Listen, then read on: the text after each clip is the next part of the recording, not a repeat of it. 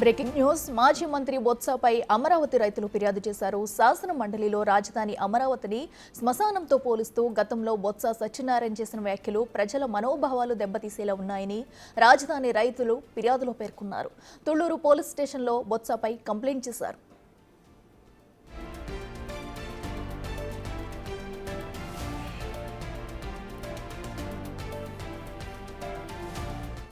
రైట్గా అమరావతిపై కూడా అటు బొత్స సత్యనారాయణ చేసిన వ్యాఖ్యలకు గాను అటు అమరావతి రైతులైతే పోలీస్ స్టేషన్లో ఫిర్యాదు చేశారు. తనపై చర్యలు తీసుకోవాలంటూ కూడా కోరుతున్నారు. ఇదే అంశానికి సంబంధించి మరింత సమాచారం మా ప్రతినిధి శివ అందిస్తారు. శివ, చెప్పండి, మరి బొత్స సత్యనారాయణ చేసిన వ్యాఖ్యలకు సైతం కూడా అటు కంప్లైంట్ అయితే నమోదైంది. పోలీసులు ఇప్పుడు ఎటువంటి చర్యలు తీసుకున్నారు? అప్డేట్స్ ఏంటి? అట్లా మొత్తం మీద చూసుకుంటే ఆంధ్రప్రదేశ్ శాసన మండలి ఫ్లోర్ లీడర్ బొత్స సత్యనారాయణ శాసనసభ వేదికగా ఆయన చేసిన వ్యాఖ్యలకు సంబంధించి కూడా పెను దుమారాన్ని రేపుతున్నాయి. దీనికి సంబంధించి కూడా ఆంధ్రప్రదేశ్ శాసన మండలిలో బొత్స చేసిన వ్యాఖ్యల్ని వ్యతిరేకిస్తూ కూడా రాజధాని ప్రాంతానికి సంబంధించిన రైతులు నిన్న తుళ్లూరు పోలీస్ స్టేషన్ లో ఫిర్యాదు చేశారు.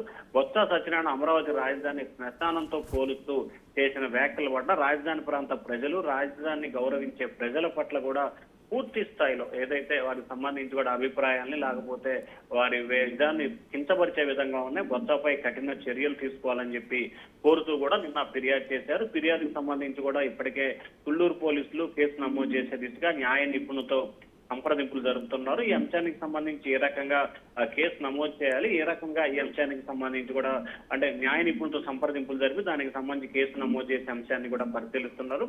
ఖచ్చితంగా బొత్స సత్యనారాయణపై కూడా రాజధాని ప్రాంతంలో అనుమానాస్పద వ్యాఖ్యలు, వివాదాస్పద వ్యాఖ్యలు చేసినందుకు గానీ ఆయనపై పోలీస్ స్టేషన్ లో కేసు అయితే ఖచ్చితంగా ఈ రోజు నమోదయ్యే అవకాశాలు కనిపిస్తున్నాయి. నమోదు చేసిన తర్వాత బొత్స సత్యనారాయణకి తుళ్లూరు పోలీసులు విచారణకు హాజరు కావాలని చెప్పి కూడా నోటీసులు ఇచ్చే అవకాశాలు అయితే కనిపిస్తున్నాయి. అయితే అమరావతిని శ్మశానం అన్న మాటపై కేసు నమోదు చేయాలని చెప్పి వెలగపూడికి చెందిన రైతులు కంచర్ల జగన్మోహన్ అలాగే గాంధీ అనే రైతు ఫిర్యాదు చేశారు.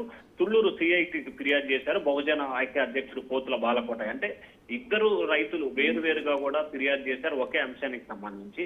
సో ఈ నేపథ్యంలో ఈ రెండు అంశాలకు సంబంధించి వేరువేరుగా ఫిర్యాదు చేశారు కాబట్టి ఒకే కేసుగా నమోదు చేస్తారా, లేకపోతే రెండు కేసులుగా నమోదు చేసి రాజధాని ప్రాంతానికి సంబంధించి చేసిన వ్యాఖ్యల పట్ల ఏ రకంగా ముందుకు వెళ్ళాలి అనే దానికి సంబంధించి పోలీసులు న్యాయ నిపుణులతో సంప్రదింపులు జరుపుతున్నారు. ఇవాళ రేపట్లో బొత్స సత్యనారాయణపై కూడా పోలీస్ స్టేషన్ లో కేసు నమోదు చేసే అవకాశాలు కనిపిస్తా ఉన్నాయి. Akhila. Right Shiva, thank you.